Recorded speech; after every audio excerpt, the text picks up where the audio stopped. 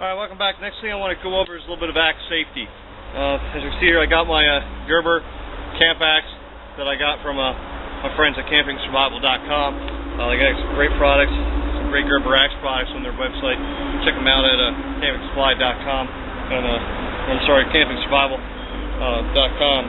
And they got some good items in there. They hooked me up with this axe. It's a really effective, good axe. It's what I carry with me all the time. Going over axe safety, we're going to go ahead and chop this tree here down. Now, I'm not much for cutting down live trees, but I want to make this video, and we're also going to use this for our permanent shelter we're getting ready to build here. So we're going to go ahead and take this tree. The first thing you want to think about when you're getting ready to cut down a tree is obviously safety. You want to go ahead and clear out the area. I could chop back a lot of the vines, a lot of the deadfall that was in this area. I wanted to make sure there was nothing that was going to trip me up as I'm trying to get away from this tree. The second thing you want to think about is keeping a distance. If you can take that axe, wherever you're going to cut, spin around, go around you, that's what you want to clear out. We're going to go ahead and leave this tree here. It's not going to be in my way because I'm going to be standing on this side of the tree. But you want to have a clean circle up above your head and around your body with this axe. It's also where you want to keep all the people away from you too. If you're out there with people, you don't want to have anybody around you.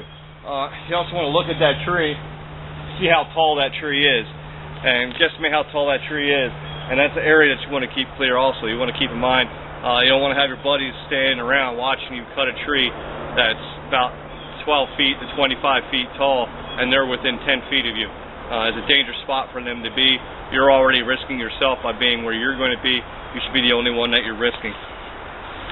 Next thing you want to do, you want to look at your tree. You want to guess the angle at which it's going to fall. It's just a guesstimation. Weird things do happen. When a tree kicks back, you can go anywhere. But the way you're going to do that, you're just going to take your axe and use it as a plumb line, hold it in your fingers, hold it straight down, and you'll see which way that tree is leaning. So I can tell that my tree is leaning this way, so that's the direction that we're going to try to get it to go. Now you're going to make your first cut. It's going to be a guide cut. You know the tree's leaning this way. It's safe that way. I got nobody out that way. That's where I want my tree to go. So I want to give a good guide cut. Once again, exercising safety. Keep everything behind the blade. You don't want to be standing up on the tree, hacking away. You slip, you hit your knee, you're down for the count. So you want to stay back. Good cut.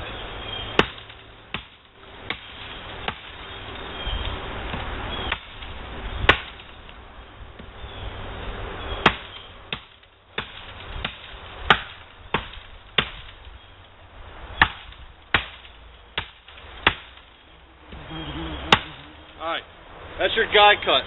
This is how we're going to try to get this tree to fall the direction we're going. Because as we're cutting the other side and making that weak point, it's almost like cutting those small branches and making a weak point all around it. So when we apply leverage, it's going to snap. You got gravity applying the leverage because the tree is leaning this direction. So as you're cutting, the tree is going to be leaning it against this cut right here and hopefully getting it that direction. Next thing we're going to do is come just slightly above it and we're going to cut this tree. Now, one thing you got to watch out for is kickback. When these trees break, sometimes they'll hit and they'll kick back. So you have all this tree trunk that's going to shoot in either direction. It can kick back to the left, kick back to the right.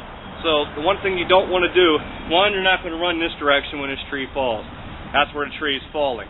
You're not going to run back because if this tree kicks back straight, you're going to run right into the tree as it's shooting back. And obviously you're not going to go forward because that's the direction the tree is. So once this tree starts to fall, and you hear it cracking, you hear it going, whether you think it's going or not, turn, you're going to go that way. You're going to drop your axe, leave it there, okay? And one last thing you want to be doing is running with an axe in your hand. Your mom told you when you're growing up, don't run with scissors.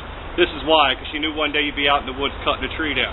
So you don't want to be running with the axe in your hand. You fall to the cranium, you're done. So once it starts to split, and it starts to crack and fall, you're going to drop your axe in place, turn, and out this way. And that's why, like I said, you're going to clear everything up. Make sure there's nothing there that's going to trip you up.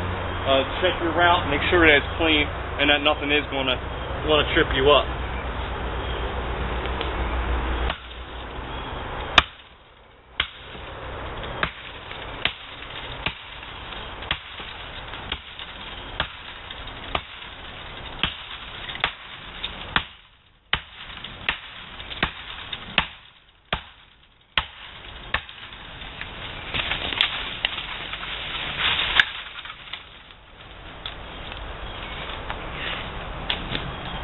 Alright, there we go, just like I showed you.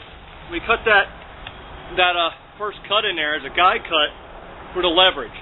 So as we cut on this side of the tree, the leverage started pulling it towards that side, plus the gravity of the tree was leaning that direction. That's the way we wanted to go. Now, as soon as that tree started cracking and started falling down, like I told you, I dropped my axe and I headed out the opposite direction away from the tree. Did not want to come behind.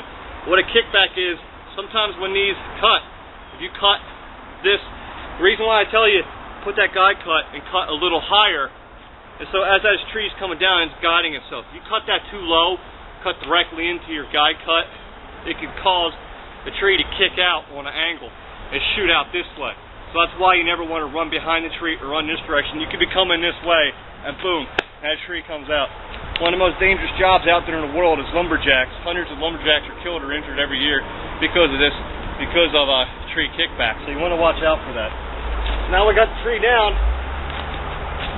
Now without trying to cut this, because I don't want it to kick back anymore, I'm just going to go ahead and try to push this tree down as much as I can and then come back and cut this and we'll have our tree felled.